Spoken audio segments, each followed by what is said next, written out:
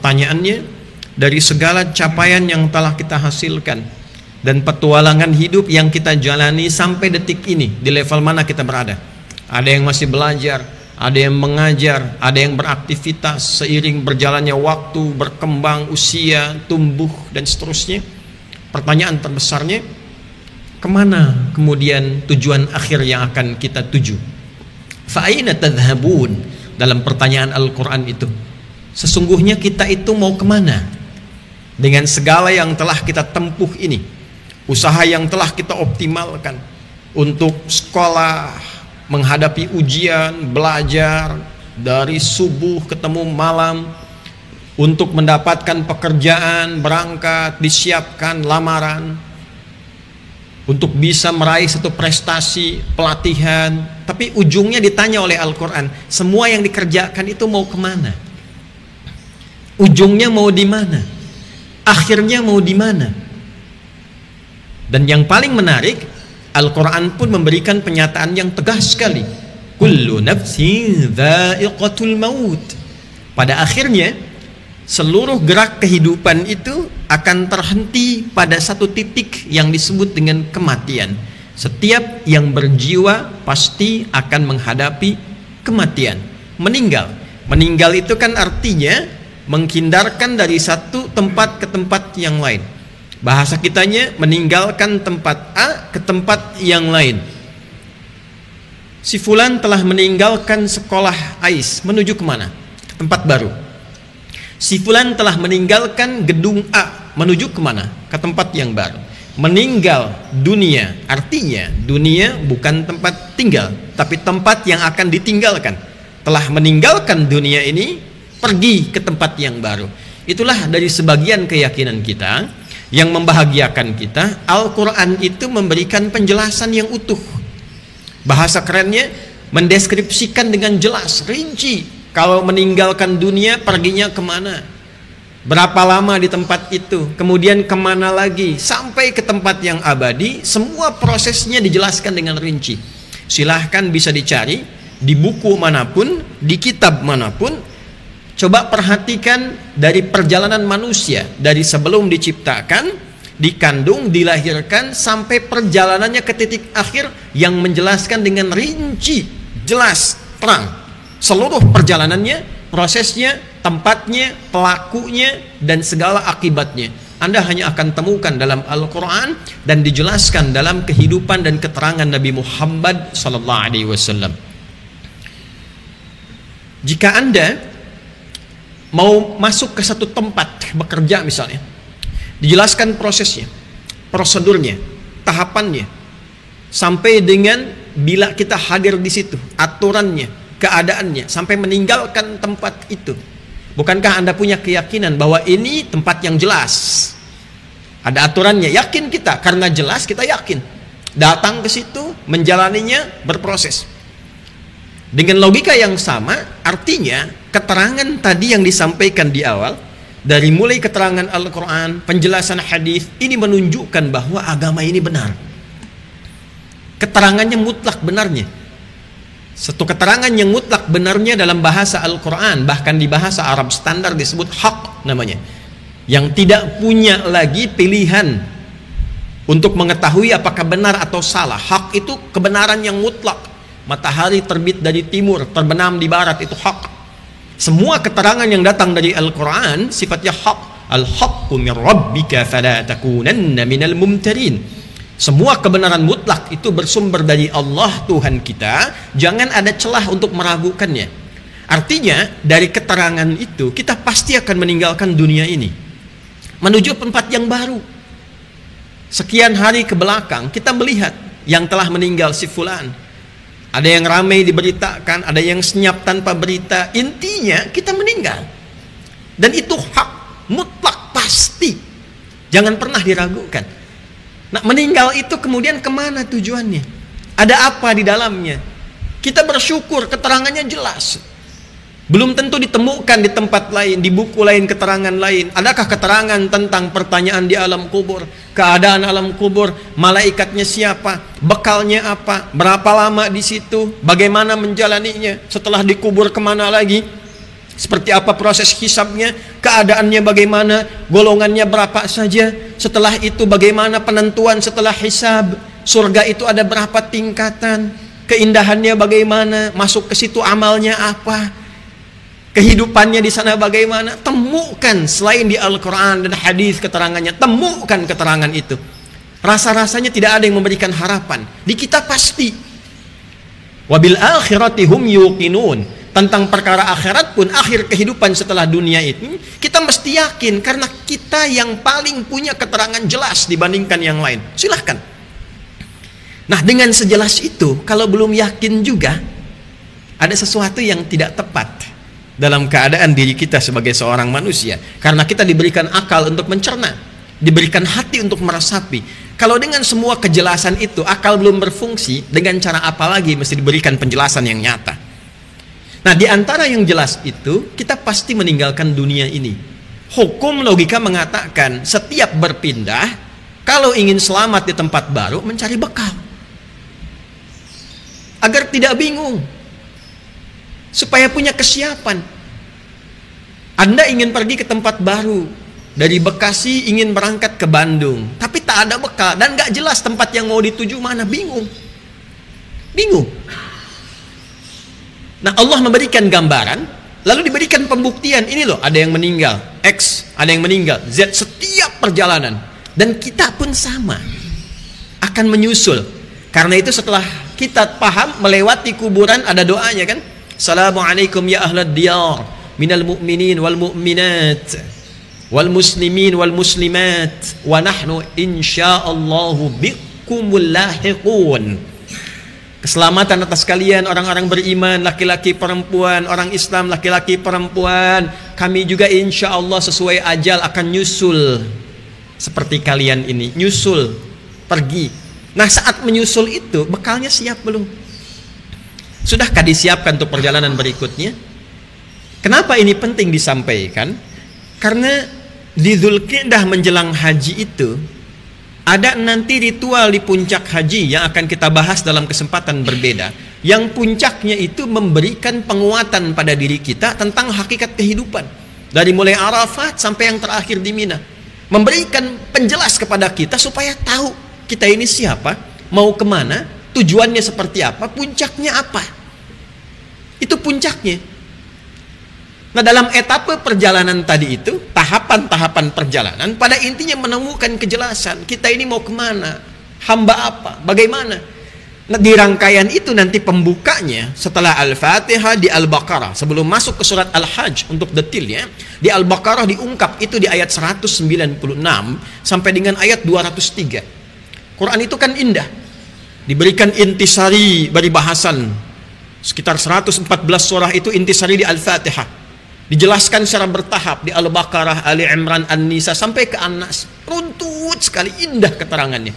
Nah, di pembuka tentang bab haji ini, ketika masuk ke ayat 200 itu jelas. Jelas sekali, terang sekali.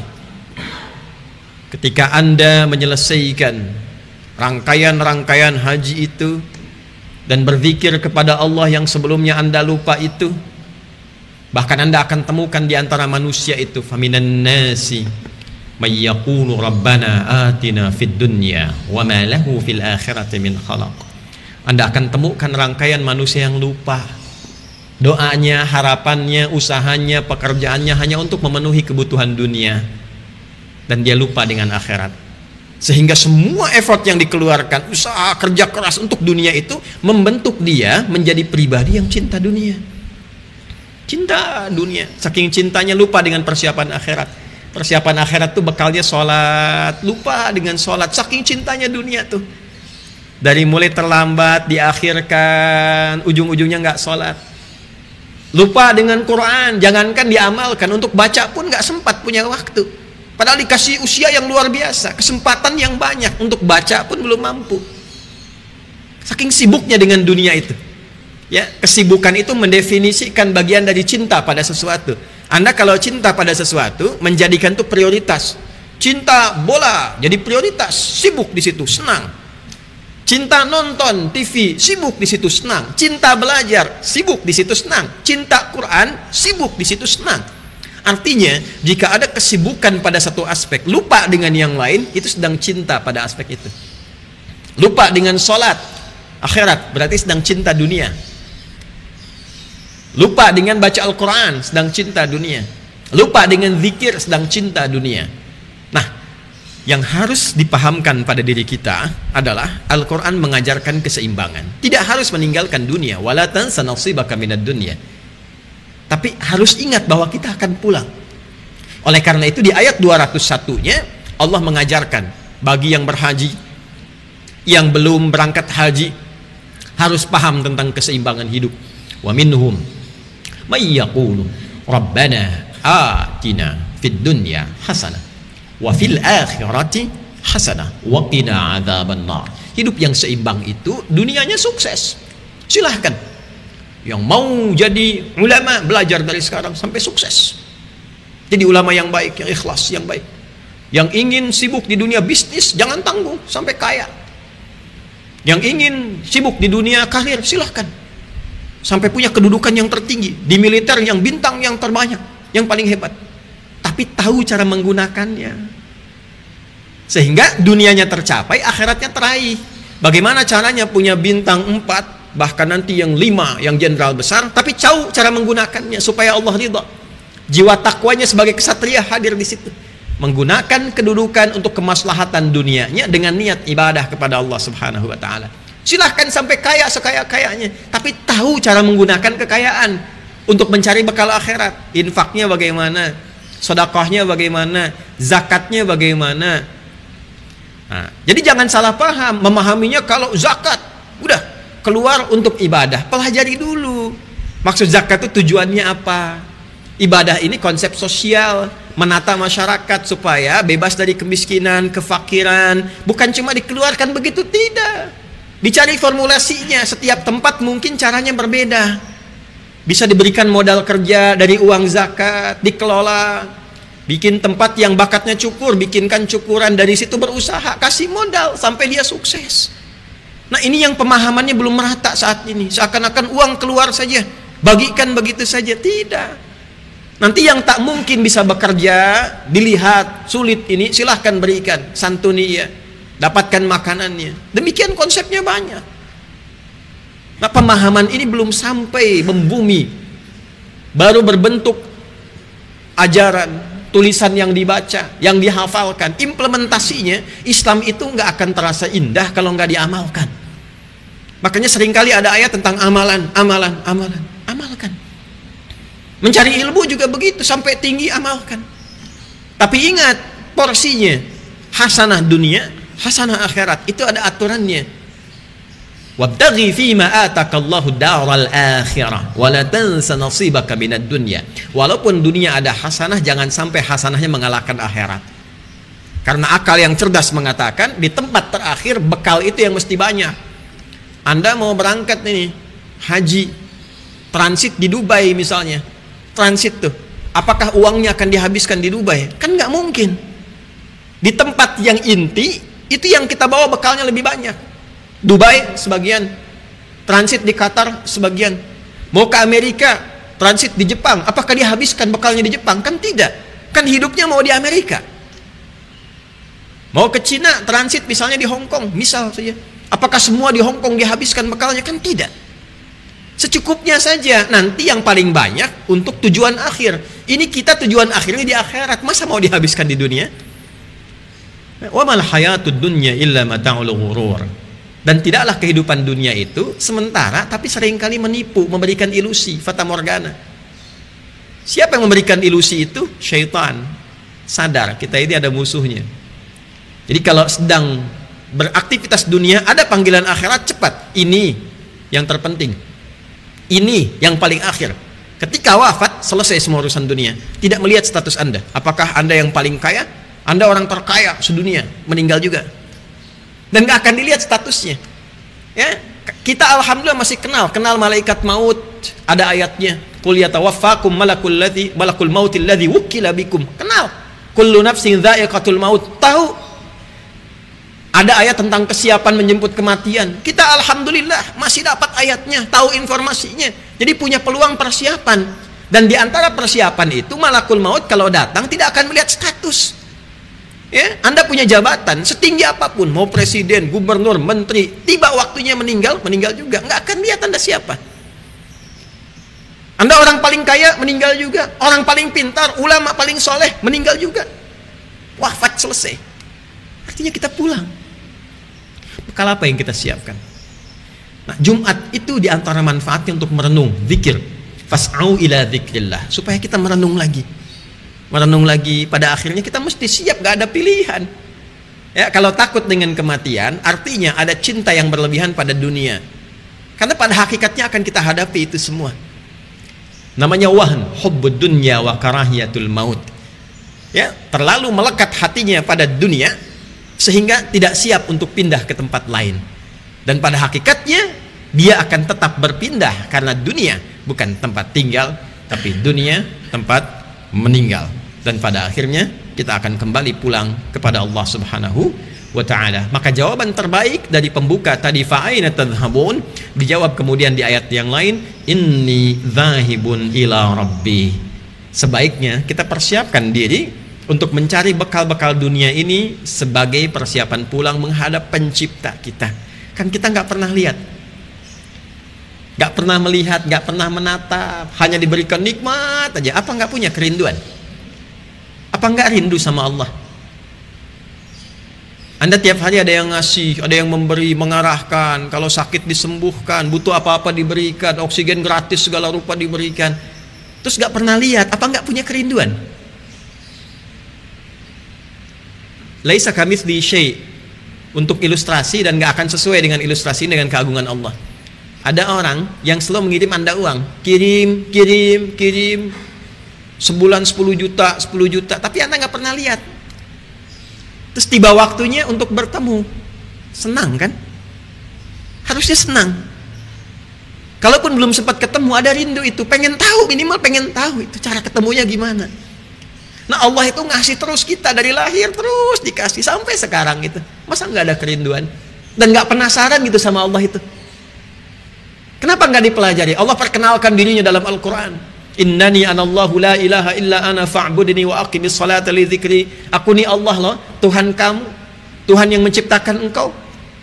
Ya, kalau ingin terkoneksi denganku, ayo sembah aku melalui sholat. Makanya orang dulu itu kalau sholat enak, nyaman, tertib, tumaninah, lama, tenang, karena terkoneksi sama Allah. Ingin mengenal, ingin tahu. Nah, setiap Jumat selain Yasin, kita kan diajarin ngaji Al-Kahf itu. Coba lihat ujungnya tuh. Faman kana yarju liqa'a rabbih falyamal amalan salihan wa la yusyrik bi'ibadati rabbih ahada. Kalau kangen sama Allah, pengen punya persiapan ketemu Allah, maka siapkan sejak di dunia. Ibadah, jangan syirik, dan siap-siap. Satu saat waktunya tiba, kita kembali. Jadi di dunianya sukses. Ya, Al-Quran tidak mengabaikan kesuksesan dunia. Sukses silahkan, tapi jangan lupa kita itu makhluk pulang. Jadi tempat transit. Nah, Jumat inilah yang diharapkan menyadarkan kita sebagai apapun. Pulang ke rumah masing-masing, kita doakan ibu kita, istri, anak-anak, yang perempuan yang tidak Jumatan, gitu ya, memahami juga. Oleh karena itu mudah-mudahan pesan ini sampai pada siapapun. Pada akhirnya semua akan terasa untuk berbuat baik secara kolektif. Ya, masa diwafatkan dalam keadaan jelek, berbuat maksiat, tidak lucu. Pejabat meninggal dalam keadaan korupsi, kan? Pebisnis meninggal dalam keadaan menipu. Ulama meninggal dalam keadaan disebut ulama, memberikan fatwa yang salah, yang keliru, yang memecah belah. Tidak lucu. Kita ini akan pulang. Kalau sudah paham begini, cari kebaikan yang mungkin bisa kita lakukan. Minimal kita tata lisan bicara yang baik, telinga mendengar yang baik, kaki melangkah pada yang baik. Kalau semua sudah baik, membentuk kebaikan kolektif, tinggal di satu tempat, itulah baldatun thayyibatun wa rabbun ghafur. Semoga khutbah ini memberikan kesan yang baik untuk kita, menyiapkan diri kita menjadi lebih baik, dan semoga hidup kita hayatan thayyibah dan wafat kita husnul khatimah. Barakallahu li wa lakum fil Qur'anil azim wa nafa'ani wa iyyakum bima fihi minal ayati wa dzikril hakim wa taqabbala minni wa minkum tilawatahu innahu huwas sami'ul alim. Ud'ullaha yastajib lana wa lakum jami'an.